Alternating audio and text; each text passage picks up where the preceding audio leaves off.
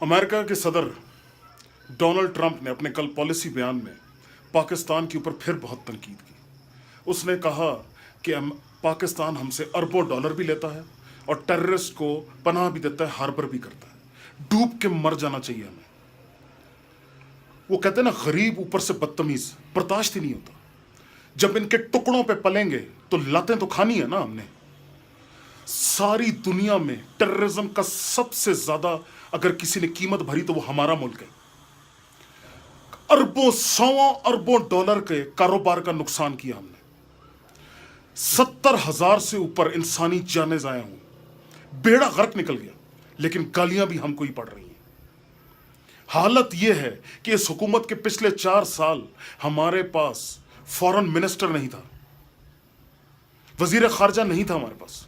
एक कद्दू को बनाया हुआ था, उसने खाक लड़ना था मेरे और तुम्हारे हक के लिए। जो अपनी हुकूमत को बचाने के लिए इन लोगों के, इन बैरूनी ताकतों के तलवे चाटते हैं कि बचा लो, खुदा का वास्ता है, मुझे मारन लगे ना।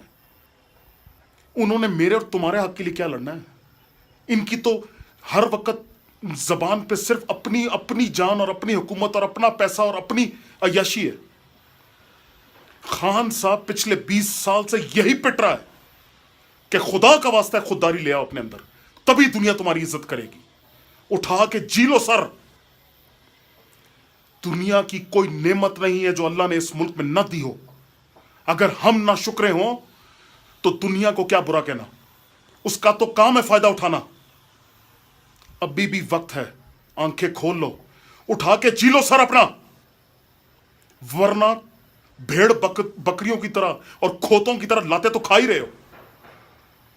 अल्लाह इस कौम को अपने डगर पे चढ़ाए और अल्लाह हमें नेक हिदायत दे।